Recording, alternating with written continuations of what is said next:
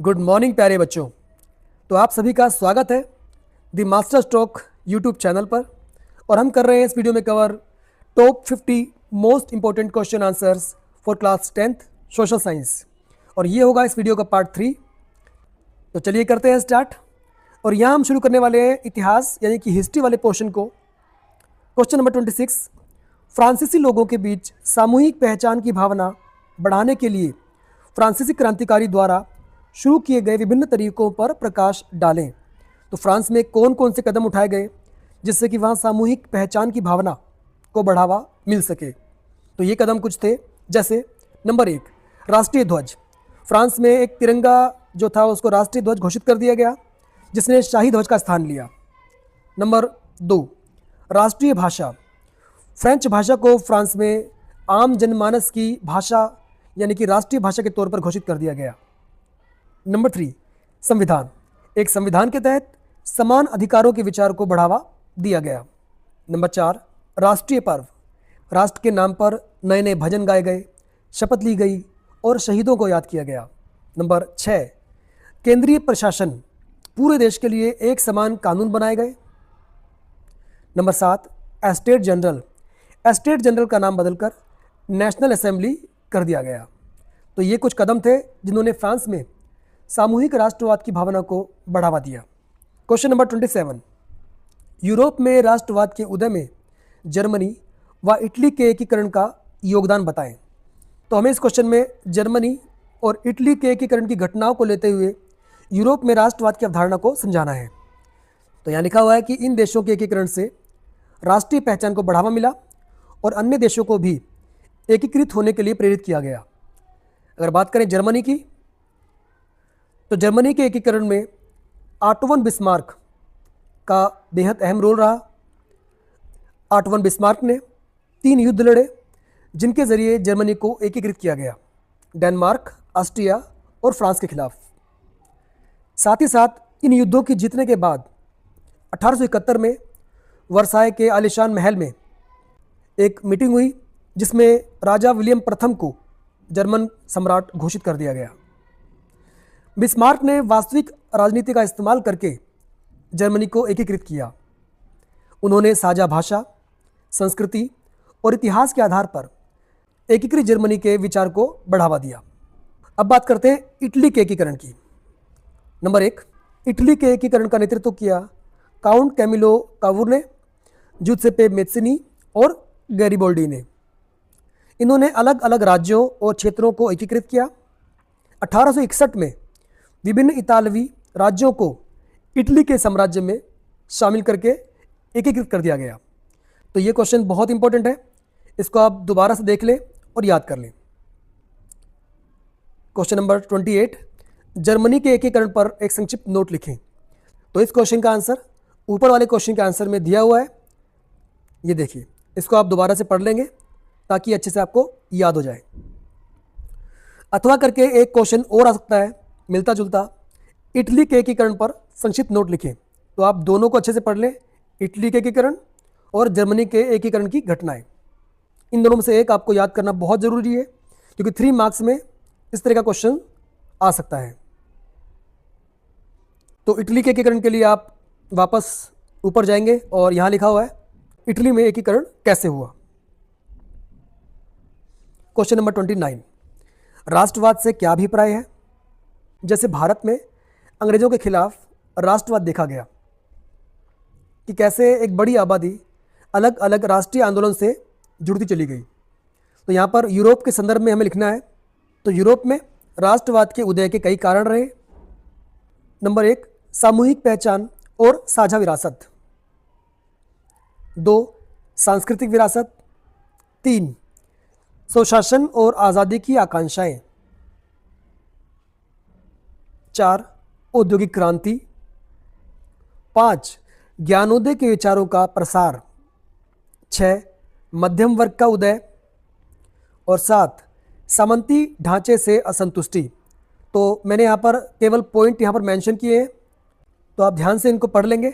और अगर पेपर में ये क्वेश्चन आता है तो आप हर पॉइंट को 2-2, 3-3 लाइनों में थोड़ा एक्सप्लेन भी करेंगे, तभी आपको पूरे मार्क्स इसके मिल पाएंगे।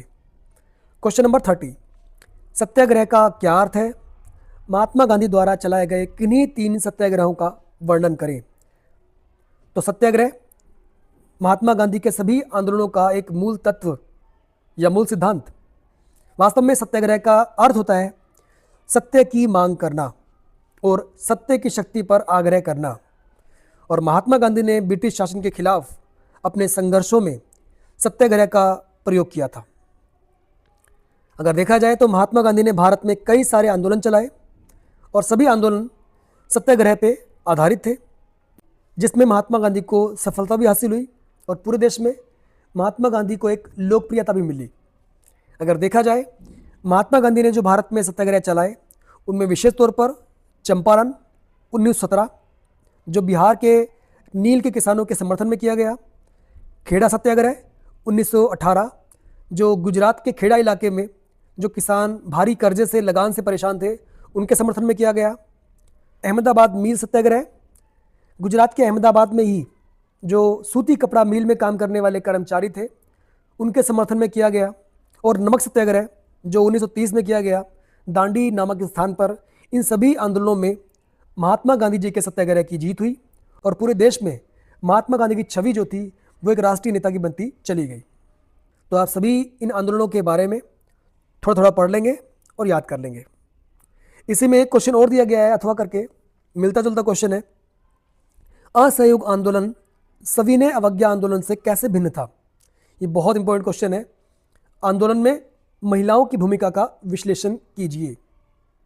तो कई बार बच्चे कंफ्यूज हो जाते हैं कि सर असहयोग आंदोलन और सविनय अवज्ञा आंदोलन के बीच अंतर क्या था। और यहाँ पर इन दोनों आंदोलनों के बीच उनकी प्रकृति, जनता की भागीदारी की तीव्रता और आंदोलन की मांगे दोनों आंदोलन को कुछ अलग करती थी। वास्तव में दोनों ही आंदोलन स्वतंत्रता संग्राम का हिस्सा रहे, जिनमें जाने माने नेताओं ने भी अपनी भागीदारी दी। वास्तव में गांधी जी के असहयोग का मतलब था अंग्रेजों को सहयोग ना करना और काम करने से इनकार करना, जबकि सविनय अवज्ञा आंदोलन का उद्देश्य था कुछ विशेष जो अत्याचारी कानून थे और नीतियां थी उनकी अवहेलना करना और उनको ना मानना। तो इन दोनों के बीच एक मूलभूत अंतर यही था कि असहयोग में केवल अंग्रेजों का सहयोग ना करना शामिल था, जबकि सविनय अवज्ञा आंदोलन में अंग्रेजों का सहयोग ना करने के साथ साथ अंग्रेजी कानूनों को ना मानना भी शामिल था। अब जानते हैं कि आखिर सविनय अवज्ञा आंदोलन और असहयोग आंदोलन में महिलाओं की भागीदारी कैसी रही। अगर देखा जाए तो यहाँ नमक मार्च के दौरान हज़ारों की संख्या में महिलाओं ने विदेशी कपड़ों की होली जलाई और शराब की दुकानों का घेराव किया। नमक निर्माण के विरोध में जो मार्च निकाला गया उसमें भाग लेने के लिए भारी संख्या में महिलाएं घर से बाहर निकली। कई महिलाएं जेल भी गई। शहरी क्षेत्रों में महिलाएं ज़्यादातर उच्च जाति के परिवारों से आई थी। ग्रामीण क्षेत्र में भाग लेने वाली महिलाएं जो थी वो अमीर किसान परिवारों से थी। और महिलाओं के बीच जो गांधी जी का आह्वान था राष्ट्रीय सेवा का, इसको लेकर महिलाएं बहुत प्रभावित हुई और उन्होंने राष्ट्र की सेवा को अपना परम कर्तव्य माना। तो ये कुछ महत्वपूर्ण बातें असहयोग और सविनय अवज्ञा आंदोलन के बारे में, इनको आप अच्छे से देख लेंगे और याद कर लेंगे। क्वेश्चन नंबर 31, भारत में असहयोग आंदोलन की विभिन्न घटनाओं और कारणों की व्याख्या कीजिए। तो इसमें असहयोग आंदोलन को अब विस्तार से पूछा गया है कि क्या क्या घटनाएं रही और क्या क्या इसके कारण रहे। तो जैसा हमने पढ़ा हुआ है कि असहयोग आंदोलन का आह्वान होते ही जो 5 सितंबर 1920 को हुआ, आंदोलन की शुरुआत भारतीय राष्ट्रीय कांग्रेस द्वारा की गई थी और इसका मकसद था ब्रिटिश सरकार को चुनौती देना और आज़ादी की मांग करना। इस आंदोलन में विदेशी वस्तुओं का बहिष्कार किया गया और सरकारी नौकरियों से बहुत सारे लोगों ने इस्तीफा दे दिया। इस आंदोलन में बड़ी संख्या में महिलाओं ने भी बढ़ चढ़कर भाग लिया। 4 फरवरी 1922 को गोरखपुर जिले के चौरी चौरा नामक स्थान पर गुस्साई भीड़ ने पुलिस पर हमला कर दिया और इस घटना में 22 पुलिसकर्मी मारे गए। इस घटना के बाद महात्मा गांधी जी ने असहयोग आंदोलन को बंद करने का ऐलान कर दिया। वास्तव में इस आंदोलन ने हिंदू और मुसलमान दोनों को एक मंच पर ला दिया था। इसके कारण क्या थे? इसका बड़ा कारण था पंजाब में हुआ जलियांवाला बाग हत्याकांड और भारी नरसंहार। इसके अलावा पहले वर्ल्ड वार में ब्रिटेन द्वारा तुर्की के साथ किए गए अन्याय और अपमानजनक बर्ताव, पंजाब में सरकार की बर्बर कार्रवाइयाँ जिससे कि लोगों में नाराज़गी पैदा हो गई, रॉलेट एक्ट जिसे महात्मा गांधी जी ने काला कानून कहा, और आत्मनिर्भरता को बढ़ावा देने के लिए भी लोगों ने असहयोग मूवमेंट का समर्थन किया। क्वेश्चन नंबर 32, 1930 में महात्मा गांधी ने नमक को ही अपने आंदोलन का आधार क्यों बनाया और इस आंदोलन का क्या प्रभाव पड़ा? तो बहुत इंपॉर्टेंट क्वेश्चन है ये। तो इसका उत्तर है, महात्मा गांधी ने नमक को अपने आंदोलन का आधार इसलिए बनाया क्योंकि नमक हर भारतीय परिवार की ज़रूरत थी और उस पर अंग्रेज़ों ने कर लगाया हुआ था। क्या लगाया हुआ था? कर। इस आंदोलन से सविनय अवज्ञा आंदोलन की शुरुआत हुई। इस आंदोलन का असर पूरे देश में फैला और अंग्रेज़ों की पकड़ कमज़ोर होती चली गई। अगर देखा जाए घटनाक्रम, तो 12 मार्च 1930 को महात्मा गांधी जी ने अहमदाबाद के साबरमती आश्रम से दांडी तक पैदल यात्रा की। इस यात्रा को कहा गया दांडी मार्च। हजारों लोग महात्मा गांधी के साथ चले और समुद्र किनारे पहुंचने पर महात्मा गांधी जी ने नमक बनाया और नमक कानून तोड़ने का ऐलान कर दिया। इस आंदोलन में कई नेताओं को गिरफ्तार कर लिया गया, जिनमें से सी राजगोपालचारी, पंडित नेहरू जैसे बड़े आंदोलनकारी भी शामिल थे। इस घटना के बाद पूरे देश में इसका असर देखा गया। प्रभाव, नमक कर के खिलाफ सत्याग्रह लगभग 1 साल तक जारी रहा। गांधी जी की जेल से रिहाई और दूसरे गोलमेज सम्मेलन में लॉर्ड इरविन के साथ बातचीत के साथ यह समाप्त हुआ। हालांकि नमक सत्याग्रह के बाद भी 60,000 से अधिक भारतीयों को जेल में डाल दिया गया और अंग्रेज़ों ने इसके लिए कोई छूट उन्हें नहीं दी। तो ये क्वेश्चन था बहुत इंपॉर्टेंट कि आखिर महात्मा गांधी जी ने अपने आंदोलन में नमक को ही क्यों चुना, इस आंदोलन का प्रभाव क्या पड़ा। तो इसको आप सभी दोबारा से देख लें और याद कर लें। क्वेश्चन नंबर 33, रॉलेट एक्ट क्या था, इसका विरोध क्यों किया गया, कोई 3 बिंदु लिखें। तो ये सभी महत्वपूर्ण जो प्रश्न है वो है भारत में राष्ट्रवाद वाले अध्याय से, और इसमें पूछा गया है रॉलेट एक्ट क्या था। तो ये ऐसा कानून था जिसके अनुसार किसी भी व्यक्ति को बिना किसी अभियोग के अनिश्चित समय तक जेल में डाल दिया जाता था। सन 1919 में यह कानून पारित हुआ। रॉलेट एक्ट का मुख्य उद्देश्य वास्तव में राष्ट्रीय आंदोलनों को कुचलना था और महात्मा गांधी जी ने भी इसका बड़े पैमाने पर विरोध किया। तो आप बच्चों को समझ आ गया होगा रॉलेट एक्ट क्या था, इसका विरोध क्यों हुआ, इसका भी आपको कुछ कुछ आइडिया हो गया होगा। तो जानते हैं इसका विरोध क्यों हुआ, क्या कारण थे। इस कानून के बाद अंग्रेज़ों को यह शक्ति मिल गई कि वो किसी भी व्यक्ति को पकड़कर बिना मुकदमा चलाए उस जेल में डाल सकते थे। इसके तहत किसी को भी अपना मुकदमा तक करने का अधिकार नहीं मिला। यह कानून भारतीयों को उत्पीड़ित करने के उद्देश्य से लाया गया था। वास्तव में इस कानून को लाने के पीछे अंग्रेज़ों की सोच थी कि भारतीय राष्ट्रीय आंदोलनों को कमज़ोर किया जाए। तो ये सभी थे इसके विरोध करने के कारण। क्वेश्चन नंबर 34, भारत के स्वतंत्रता संघर्ष में गांधी जी के योगदान का मूल्यांकन कीजिए। तो गांधी जी का योगदान क्या रहा। महात्मा गांधी जी ने अहिंसा और सविनय अवज्ञा की रणनीति के जरिए भारत के स्वतंत्रता संग्राम में महत्वपूर्ण भूमिका निभाई और भारत में वो बहुत ज़्यादा लोकप्रिय हो गए और भारत की आज़ादी के एक प्रेरक बन गए। अगर हम बिंदुवार तरीके से देखें महात्मा गांधी जी का योगदान, तो महात्मा गांधी ने भारत में अलग अलग आंदोलन चलाए, जैसे असहयोग आंदोलन, दांडी मार्च और भारत छोड़ो आंदोलन। उन्होंने ब्रिटिश सरकार के खिलाफ अहिंसक तरीका अपनाया विरोध करने का और सविनय अवज्ञा की वकालत की। उन्होंने अपने नेतृत्व में अलग अलग पृष्ठभूमियों के लाखों लोगों को एकजुट किया, चाहे वो किसी भी वर्ग, जाति, धर्म या संप्रदाय से जुड़े हों। उन्होंने लाखों लोगों को जातीय अत्याचार और सामाजिक अपमान से आज़ाद कराया। उन्होंने भारत के राजनीतिक परिदृश्य को पूरी तरह बदल कर रख दिया। उन्होंने अहिंसा की तकनीक और अपने व्यक्तित्व के नैतिक प्रभाव से मानवता को एक अविनाशी उपहार दिया। तो महात्मा गांधी ही थे जिन्होंने सत्याग्रह, अहिंसा और पवित्रता पर बल दिया और ऐसे तरीकों से महात्मा गांधी की न केवल भारत बल्कि दुनिया भर में चर्चा हुई, क्योंकि ताकतवर औपनिवेशिक सरकार के खिलाफ विरोध करने का उनका ये अलग ही तरीका था। क्वेश्चन नंबर 35, प्रथम विश्व युद्ध के पश्चात होने वाली आर्थिक महामंदी का भारत पर क्या प्रभाव पड़ा, इसका वर्णन करें। तो प्रथम विश्व युद्ध जो हुआ 1914 से लेकर 1918 के बीच, और इस युद्ध में ब्रिटेन भी शामिल था और ब्रिटेन भारत पर राज कर रहा था, तो इस युद्ध का सीधा असर भारत पर भी पड़ा। अगर देखा जाए तो भारत में एक प्रकार की महामंदी सी आ गई। नंबर 1, व्यापार घट गया। नंबर 2, कीमतें गिर गई, क्योंकि अंतर्राष्ट्रीय बाजार में कीमतें कम होने की वजह से भारत में भी जो खाद्यान्न फसलें थी जैसे गेहूं, उसकी कीमतें गिरकर 50% से भी नीचे आ गई। नंबर 3, कृषि उत्पादन बहुत प्रभावित हुआ। नंबर 4, किसानों को भारी आर्थिक संकट का सामना करना पड़ा। लगान और कर चुकाने की भी उनकी हालत नहीं रही, उनको अपने आभूषण बेचने पड़े। नंबर 5, रोजगार पर असर पड़ा, लाखों लोगों की नौकरियां छिन गई। नंबर 6, उद्योगों पर भी असर पड़ा, कई सारे उद्योग ठप हो गए, बर्बाद हो गए।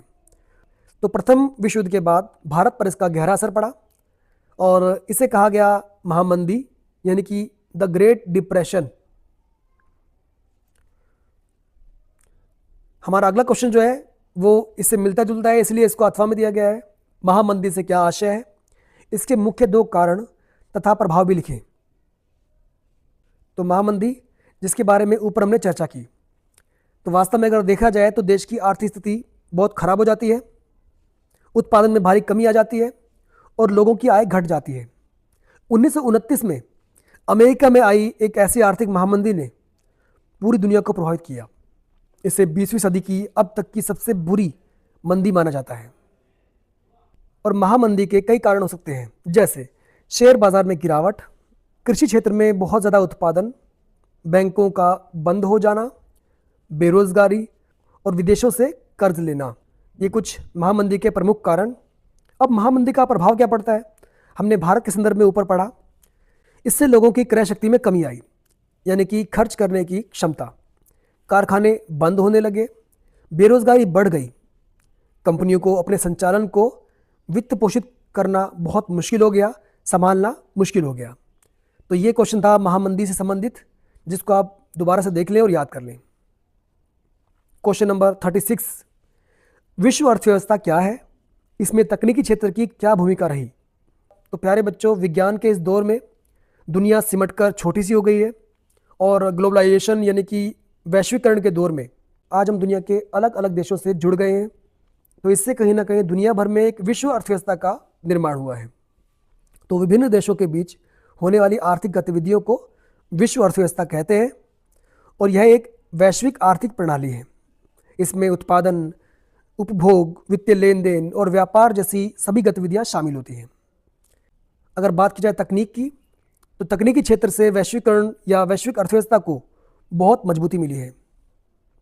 जैसे नंबर 1, रेलवे, भाप के इंजन, बड़ी बोगियों के आविष्कार से कृषि उत्पादों को, साजो सामानों को यहाँ से वहाँ ले जाना आसान हो गया है। नंबर 2, रेफ्रिजरेटर युक्त जलपोतों से, यानी कि रेफ्रिजरेटर वाले जो शिप होते हैं, पानी के जहाज होते हैं, उसमें अब मांस को कई कई दिनों तक एक जगह से दूसरी जगह ले जाना आसान हो गया है, जबकि इससे पहले जिंदा पशुओं को यहाँ से वहाँ ले जाना पड़ता था, जो अपने आप में एक बहुत बड़ी चुनौती होता था। लेकिन अब मांस को यहाँ से वहाँ ले जाना आसान हो गया और इससे दुनिया के कई हिस्सों में मजदूरों को पौष्टिक आहार मिला और उनकी कार्य क्षमता में भी वृद्धि हुई। टेलीग्राफ जैसे आविष्कारों ने संचार को आसान बना दिया, दुनिया को आपस में जोड़ दिया। भाप और बिजली जैसे तकनीक नवाचारों ने दैनिक जीवन को बदल कर रख दिया। 5, रसायन विज्ञान में प्रगति ने कई नए नए विषयों को जन्म दिया। तो ये थे वो सभी बिंदु जिसने दुनिया भर में वैश्वीकरण और वैश्विक अर्थव्यवस्था को बढ़ावा दिया है। अब देखते हैं अगला क्वेश्चन। क्वेश्चन 37, 19वीं शताब्दी में मुद्रकों और प्रकाशकों द्वारा अपने उत्पादों को बेचने के लिए विकसित की गई किन्हीं 5 रणनीतियों का वर्णन करें। तो ये हमारा जो क्वेश्चन है वो है मुद्रण संस्कृति वाले अध्याय से, और इसमें पूछा गया है कि मुद्रकों और प्रकाशकों ने अपने उत्पादों यानी किताबों को बेचने के लिए नई नई रणनीतियाँ विकसित की। तो वो रणनीतियाँ, तरीके क्या थे। नंबर 1, 19वीं सदी की पत्रिकाओं में महत्वपूर्ण उपन्यासों का धारावाहिक प्रकाशन किया गया। इससे लेखन की एक विशेष शैली का जन्म हुआ। लोग उपन्यास बड़े चाव से पढ़ते थे। इससे नए नए पाठक वर्ग का जन्म हुआ। नंबर 2, 1920 के दशक में इंग्लैंड में लोकप्रिय कृतियां सस्ते रूप में बेची गई। एक प्रकार से सीरीज छपने लग गई किताबों की, जिन्हें कहा गया शीलिंग श्रृंखला। नंबर 3, 1930 के दशक में महामंदी के दौरान प्रकाशकों यानी पब्लिशर्स को डर था कि किताबों की खरीद में कमी आ जाएगी। खरीद को बनाए रखने के लिए उन्होंने उपन्यासों के सस्ते पेपर बैग भी छापने शुरू कर दिए। नंबर 4, मुद्रकों ने नई नई पुस्तकें प्रकाशित की, जिससे कि लोगों में इनके प्रति रुचि बढ़ी। नंबर 5, 20वीं शताब्दी में डस्ट कवर और बुक जैकेट भी प्रचलन में आई। तो ये कुछ रणनीतियां और तरीके थे जिनसे मुद्रकों और प्रकाशकों ने नए नए पाठकों को अपनी ओर आकर्षित किया। इसी में एक और क्वेश्चन दिया गया है अथवा में, प्रिंट ने यानी कि मुद्रण ने न केवल समुदायों के बीच परस्पर विरोधी विचारों के प्रकाशन को प्रेरित किया, बल्कि इसने भारत के विभिन्न हिस्सों में भी समुदायों और लोगों को जोड़ा। इसकी जांच करें। तो ऐसा कहा गया कि इन लेखन सामग्री से समाज के अलग अलग वर्ग आपस में जुड़े और इन लोगों में राष्ट्रवाद जैसे विचार भी आने लगे। और इसका उत्तर है 18वीं सदी के अंत तक कई समाचार पत्र और पत्रिकाएं छपने लगी। सबसे पहले जो समाचार पत्र छपा वो था बंगाल गजट, जिसे गंगाधर भट्टाचार्य ने निकाला था। तो ये हमारा क्वेश्चन एक एमसीक्यू का भी बन गया। नंबर 2, छपे हुए ट्रैक्ट और अखबारों ने न सिर्फ नए विचार फैलाए, बल्कि उन्होंने बहस की प्रकृति को भी आकार दिया। अब ज़्यादातर लोग सार्वजनिक चर्चाओं में भाग ले सकते थे और अपने विचार व्यक्त कर सकते थे। तो इन किताबों ने, इन सामग्रियों ने लोगों के अंदर एक प्रकार की जागृति पैदा की और लोगों के अंदर एक चेतना का भाव पैदा हुआ। नंबर 3, विधवा दाह, एकेश्वरवाद, ब्राह्मणवादी पुरोहितवाद और मूर्ति पूजा जैसे मुद्दों पर सामाजिक और धार्मिक सुधारकों और हिंदू रूढ़िवादियों के बीच बहुत ज़्यादा विवाद थे। इन विचारों को व्यापक दर्शकों तक पहुंचाने के लिए समाचार पत्रों को आम लोगों की बोली में छापा जाने लगा, यानी कि लोगों की भाषा, लोगों की बोलियों में अखबार छपने लगे, जिससे कि लगातार पाठक वर्ग की संख्या बढ़ती चली गई। नंबर 4, राजा राम मोहन राय जो भारत में एक समाज सुधारक थे, उन्होंने 1821 में संवाद कौमुदी प्रकाशित की, 1821।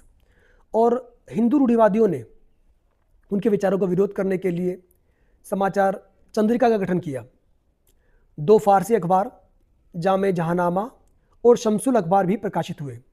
राजा राम मोहन राय जो भारत में एक समाज सुधारक थे, इन्होंने अपने लेखन के जरिए लोगों में जो सामाजिक बुराइयां थी उस पर चोट की।